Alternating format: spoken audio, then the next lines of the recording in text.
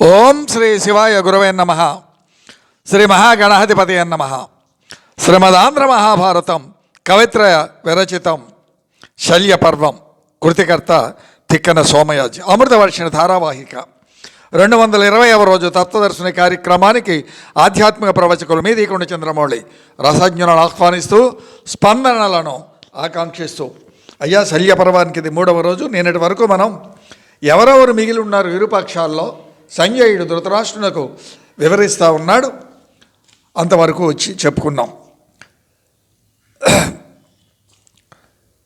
కృపుడు, కృతవర్మ, అశ్వత్థామ, ఇంతవరకు వారి యొక్క చరిత్ర ఏమిటి అసలు అది కూడా చెప్పుకున్నాం.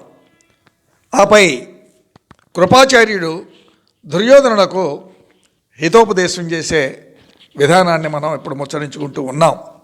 ఆ రణ విశేషాలన్నీ వివరించగా, నేను క్షాత్రధర్మాన్ని అనుసరించి రాజులు యుద్ధ ధర్మాన్ని ఆచరింతురుగాక,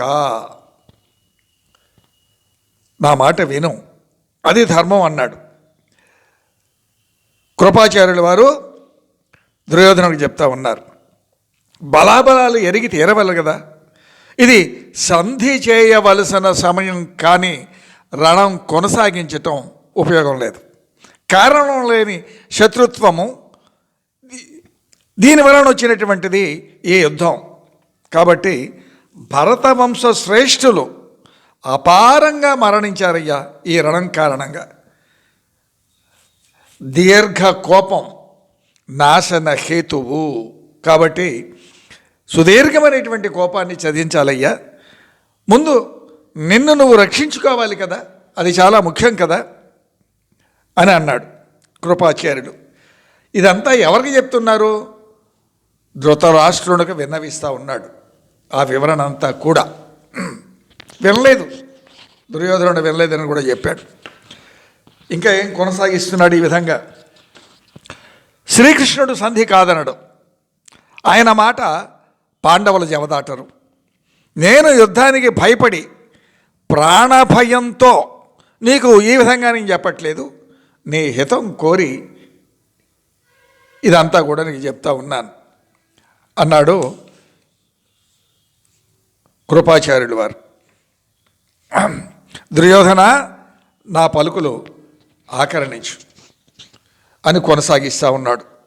అమర నదీతనూభవుడు అస్త్రగురుండును కన్నుండు పరాక్రమ మహనీయులాహవ దురంధరులు అట్టిర తక్కుగల్గు భూరమణులు బంధుమిత్రులు తురంబునందరం పాండునందనుల్ సమయగ చేసిరట్లు భుజశక్తియు దైవ బలంబునెక్కుడై.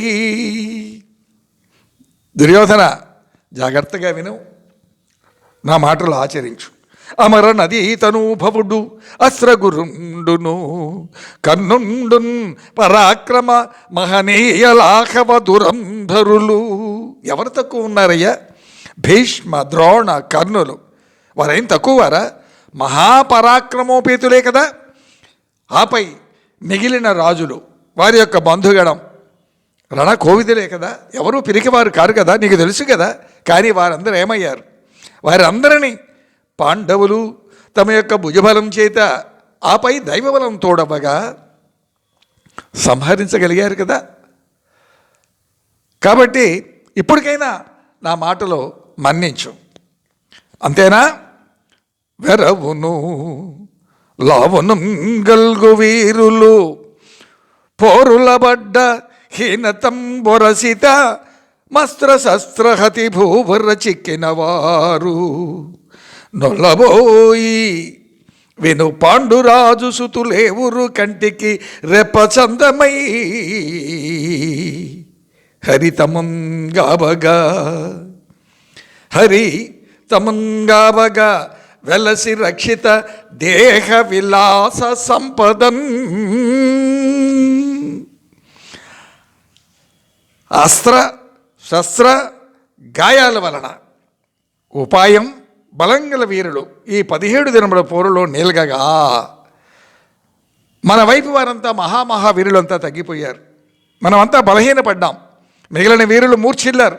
కానీ పాండురాజు సుతులు ఆ పంచపాండవుల 5 కూడా శ్రీకృష్ణ పరమాత్మ యొక్క దయ వలన సురక్షితులై, గాయములు లేని వారై, దేహ విలాసితులై సంపదలతో ప్రకాశిస్తూ ఉన్నారు కదా. నువ్వు చూస్తున్నావు కదా. వెరవును లావునుంగలుగు వీరులు పోరులు బడ్డ హీనతంబురసితమస్త్ర శస్త్రాతి భూవర చిక్కిన వారు ఒల్లబోయిరి. అందరూ పోయారు. విను, పాండురాజు సుతులే ఉర్రుగంటికి రెప్ప చందమై హరి తమంగావగా వెలసి రక్షిత దేహ విలాస సంపదన్. ఇంతకంటే ఇంకా నీకేం వినవించాలియా నేను? వాళ్ళంతా హాయిగా ఉన్నారు, మన వైపు అంతా వెళ్ళిపోయారు. శ్వేతాశ్వరధారుడై రక్షితుడై చతుర్దంత రుచుల ప్రకాశించే గజరాజు కౌరవ సరోవరమన రణక్రీడ సాగించే కదా. ఆ పార్థుడు శ్వేతాశ్వరధరుడే వచ్చాడు. మత్త మాతంగం పద్మాలున్న కొలలలో ఈదులు ఆడినట్లుగా, తామర తూటులు తెంచినట్లుగా వీరవిహారం గావించాడు కదయ్యా. అందరూ నలిగిపోయారు కదా. శ్వేతాక్షవేగ సంపన్నా శశికాస సమప్రభాః పిబంత ఇవ చాకాశం రథా యుక్తాస్తు వాజినః గాహమానం అనేకాని మహేంద్ర సదృశ ప్రభం ధనంజయ ఘనశ్యామ చతుర్దంష్ట్రమివ ద్వీపం విక్షోభయాంతం సేనాంతే త్రాసయంతం చ పార్థివాన్. విక్షోభయాంతం సేనాంతే త్రాసయంతం చ పార్థివాన్ ధనంజయ మపశ్యామ నళినీమివ కుంజరం. చతుర్థంతములతో ఉన్నటువంటి గజరాజు మత్త మాతంగం ఏ విధంగానైతే కొలంలో స్వైర విహారం గావిస్తూ ఉంటుందో కౌరవ సేనను ఆ విధంగా భావించి ఆయన చలనేగాడు కదా. సంస్కృత శల్యపరమలో ఉన్న శ్లోకాన్ని ఇక్కడ నేను ఉటంకించాను. కాబట్టి అర్జున సింహం మంత్రాస్త్ర నఖముల కౌరవ గజములను చీల్చుతోందయ్యా. అర్జునుడైనటువంటి ఓ సింహం, ఆ సింహానికి, అర్జున సింహానికి మంత్ర అస్త్రశస్త్రములే గోళ్ళు, దానితో చీల్చి వేస్తుందయ్యా. భయంకరంగా ఉంది. భయానకమైన దావాగ్ని వల్ల చెలరేగిపోతూ ఉన్నాడు అర్జునుడు. ఆపై అర్జునోదగ్రదవశిఖ హరిమహానిలంబు ప్రేరేప వైరిబల ప్రకీర్ణ గహన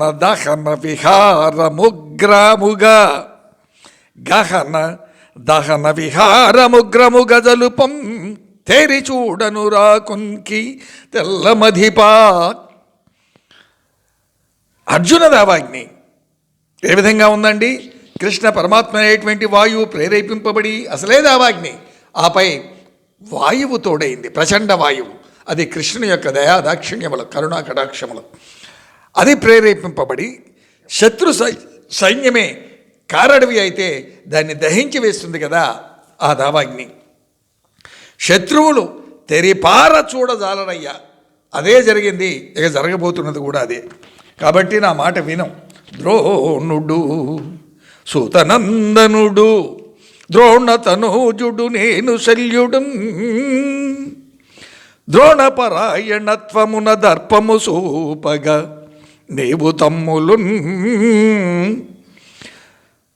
దాన పరంపరల్ గురియ ఫల్గునుడందరమీరి సైంధవ ప్రాణము నా చిలుకోలు సైంధవ ప్రాణము నాంచికోలు నరపాల తలంపగ మత్య కృత్యమే. రాజా,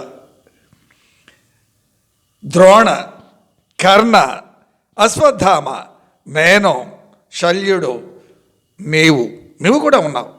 మనందరం కలిసి నీ సోదరులు సైంధవ రక్షణలోనే ఉన్నాం కదా. అందరినీ మించి ఒక్క నరుడే కదా సైంధవుని యొక్క ప్రాణాలు అపహరించాడు. ఇది మానవ సాధ్యమే కాదు సుమా. ఆలోచించుమా నాయనా సుయోధన. కౌరవసేన 17 రోజుల రణంలో నీల్గే, పాండవులే సురక్షితులై ఉన్నారు, చూస్తున్నావు కదా. కాబట్టి రణం శరణ్యం కాదు ప్రస్తుత పరిస్థితుల్లో. కనుక సంధి ఒక్కటే మేలు. నా మాటలు విని ఆచరించమంటా ఉన్నాడు.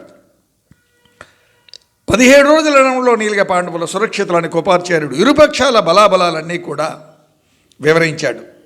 ఇది మానవ సాధ్యం కాదు, వాళ్ళకి ధర్మబలం, భుజబలమునకు ధర్మబలం తోడైంది. కాబట్టి స్వయంగా శ్రీకృష్ణ పరమాత్మ అర్జునుడిని నడిపిస్తూ ఉన్నాడు. ఇక ఆయన ఎదిరించడం ఎవరి వల్ల కాదయ్యా అని కృపాచార్యుడు ఇరుపక్షాల యొక్క బలాబలాలు వివరించాడు. భీమ ప్రతిజ్ఞ భీకరమే. కావున సంధియే దీనికి పరిష్కారం. ఇది ఉచిత సమయం. ఆ సంధికి కూడా ఇదే తగిన సమయం. రణనీతి కూడా ఇదియే.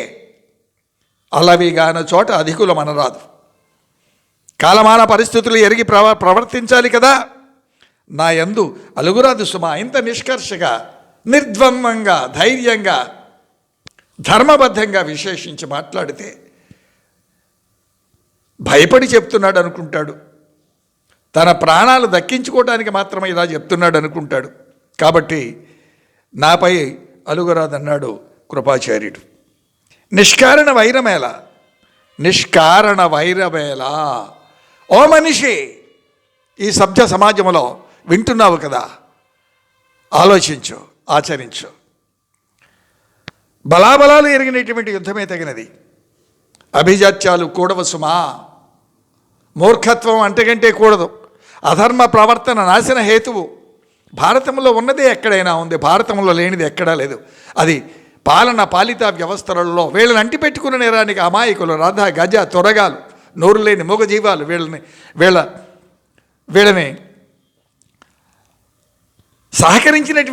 వీళ్ళకి సహకరించినటువంటి రాజులు, సైనికులు ఎంతమంది ఒక్క దుర్యోధను యొక్క మూర్ఖత్వం వలన ప్రాణాలు పోగొట్టుకున్నారండి. 18 అక్షౌణీల సైన్యం మాట్లా. కాబట్టి బలాబలాలు ఎరిగిన యుద్ధమే తగినది, లేదా సంధి శ్రేయస్కరం. ఇది పెద్దల యొక్క మాట.